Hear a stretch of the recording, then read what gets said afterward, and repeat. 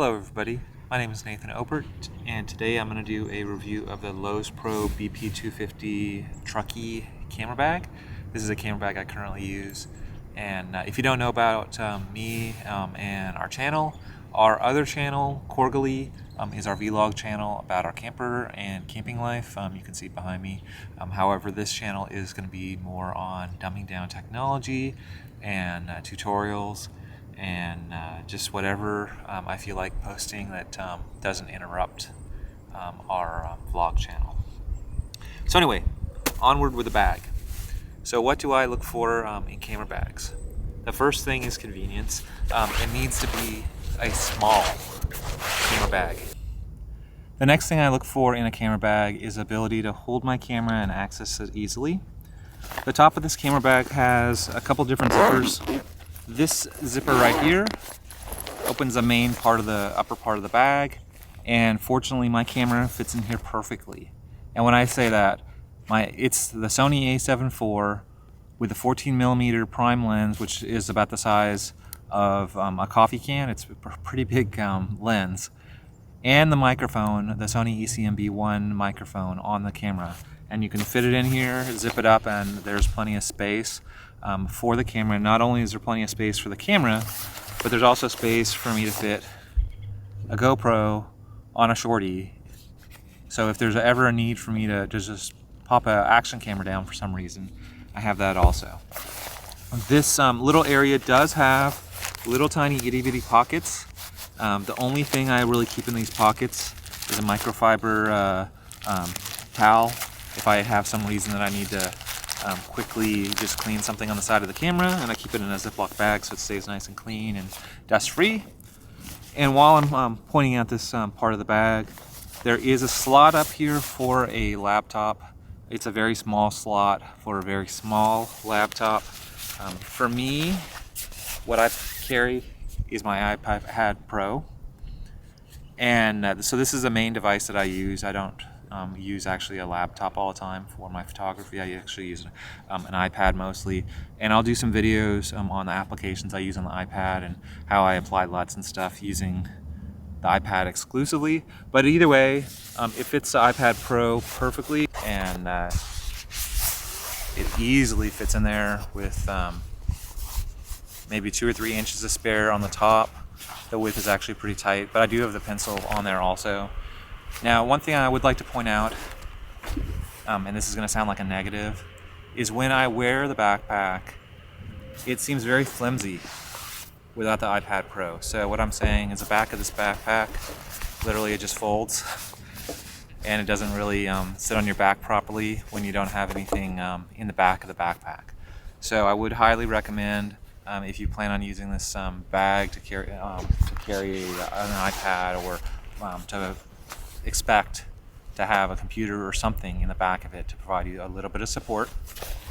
The top of this backpack also has little tiny itty bitty pockets up here in the area where I keep my camera.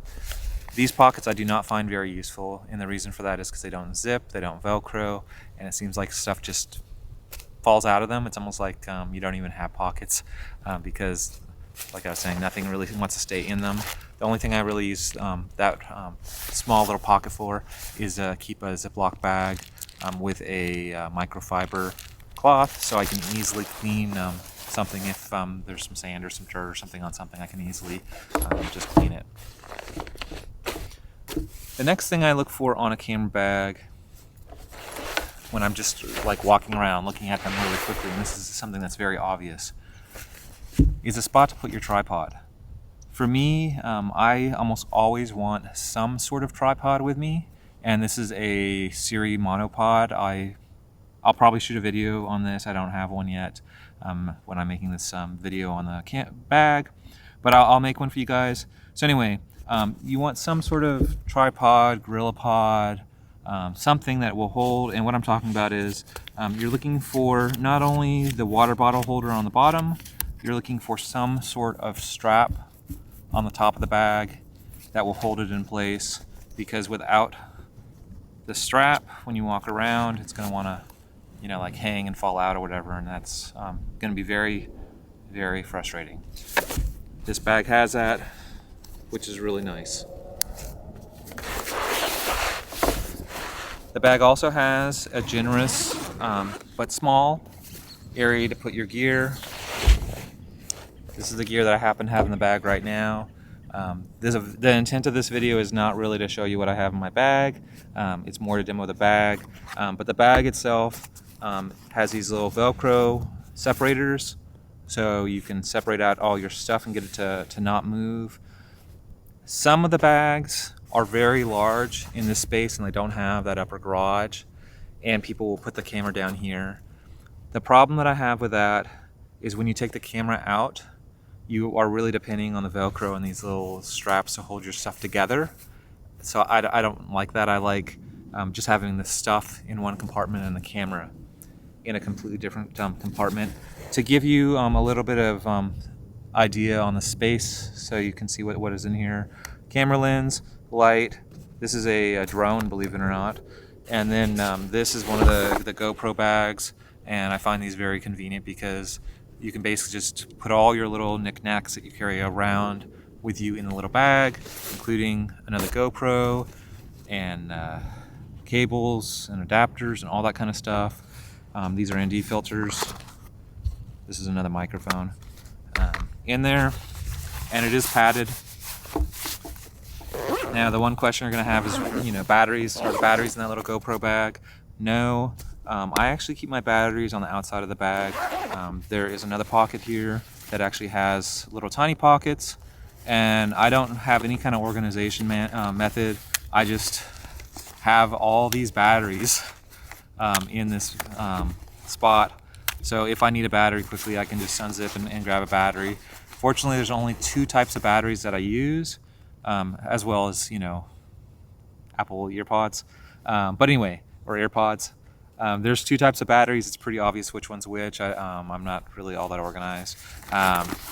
But the batteries are very easy to get to, and they're either the Sony E batteries for the Sony a7 IV, or they're GoPro batteries for a GoPro 9 or GoPro 10.